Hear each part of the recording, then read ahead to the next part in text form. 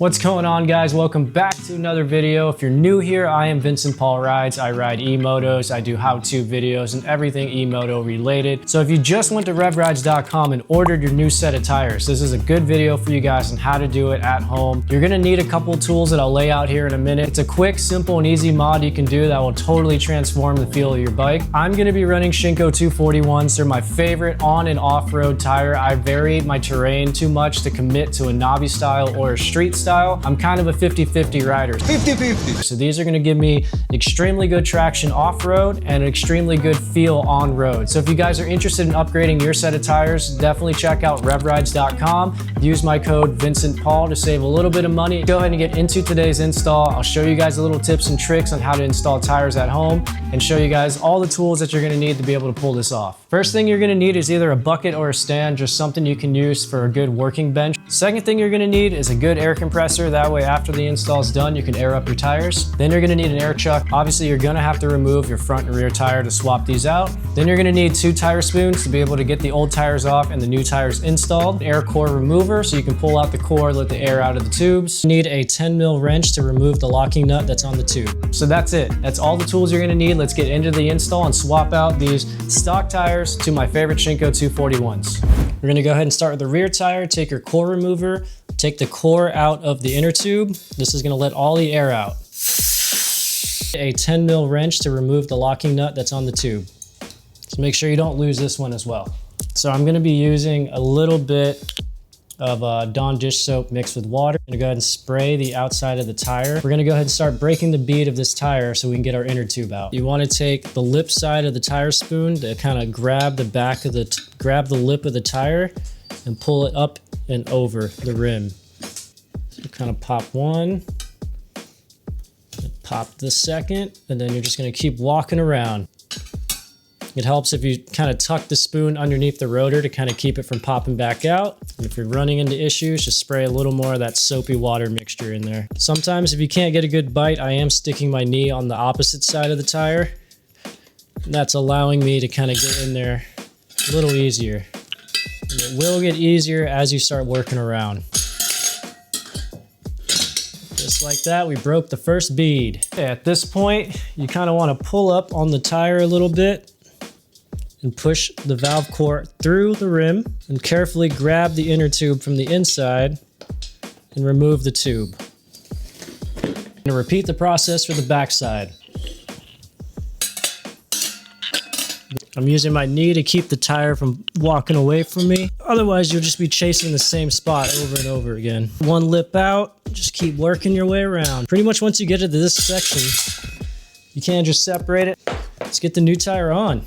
Be a good time to go ahead and detail and wipe down your rim while you have it off. That would be a good time to throw some air in your tube. Make sure you don't have any pinches or anything in your tube that's gonna cause it to go flat. I think we're good. We're gonna take our water and soap mixture and get the bead nice and lubed. We can go ahead and pop the bead on first. Knee trick is gonna come in handy here. Just kind of stick your knee and you'll see the spots that need to get pushed down. Little bites here as well so you don't scratch your rim too much.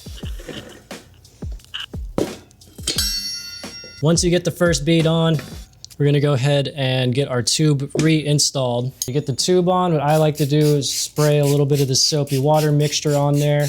Just kind of helps with pinch flats. It makes it a little easier to slide around once it's in the tire.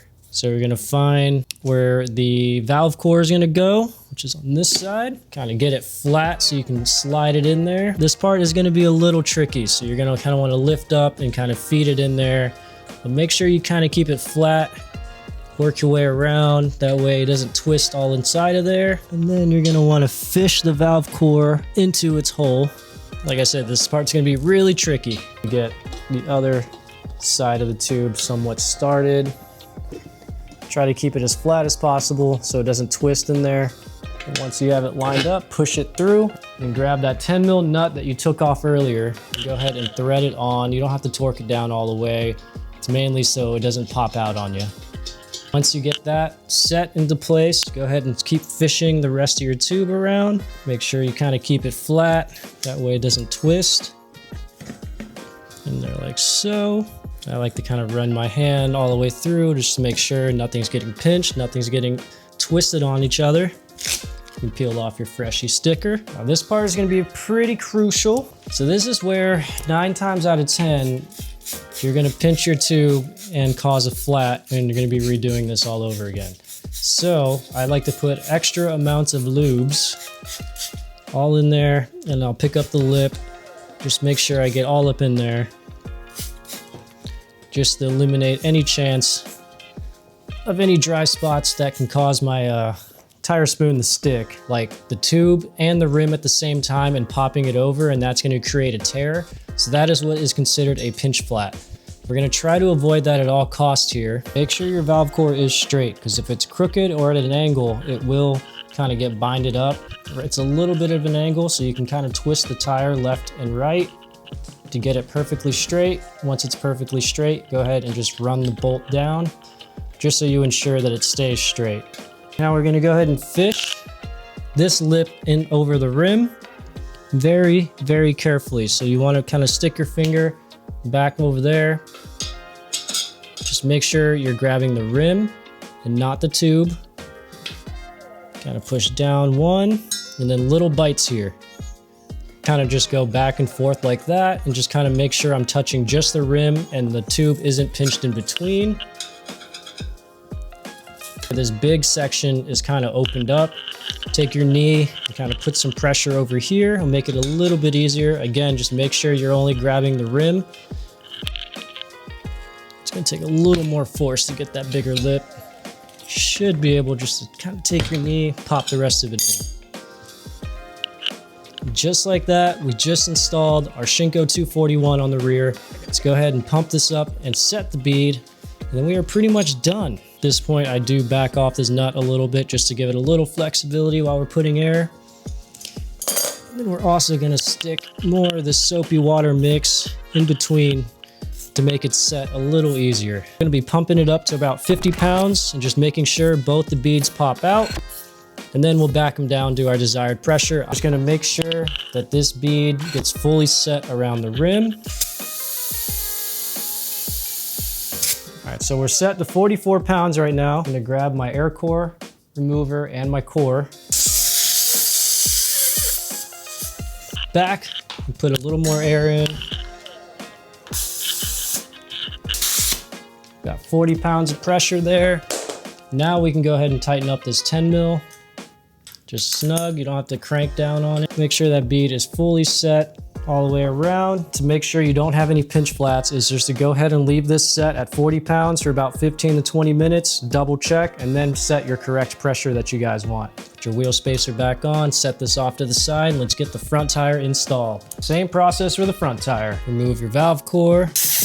Remove the 10 mil nut, don't lose the nut. Soapy water both sides of the rim. Go ahead and push down, you can break the bead by hand. Start working the tire out.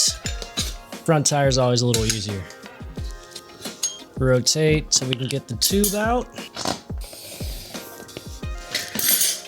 Check to make sure there's no tears. Looks like we're all Gucci. Now we can pull out the back bead, a good quarter of it out.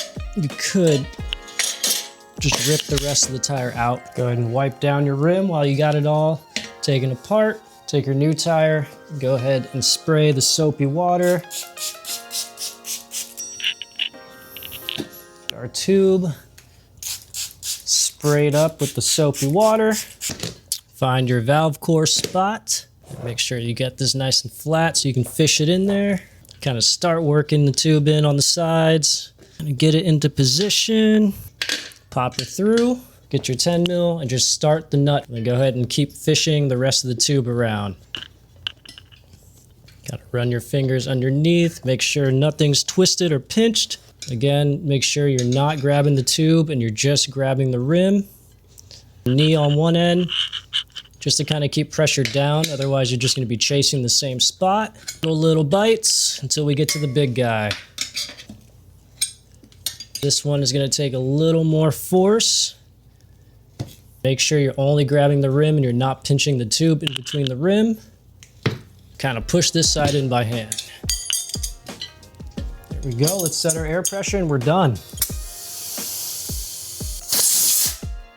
Same thing, we're gonna let it sit for about 10 minutes, double check our air pressure, make sure it didn't drop, and then we'll set it to what we like to run.